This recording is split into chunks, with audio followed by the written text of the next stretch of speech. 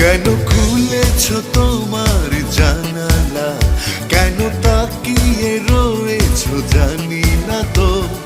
মনে যে কি আছে বলো না, আমি সে কথা না শুনে যাব না, না ফিরে যাব না। কেন দু চোখে আলোর ইশারা, কেন অধরে হাসির ফোয়ারা যে, বুঝিয়ে আমাকে বলো না, আমি না জেনে সে কথা যাব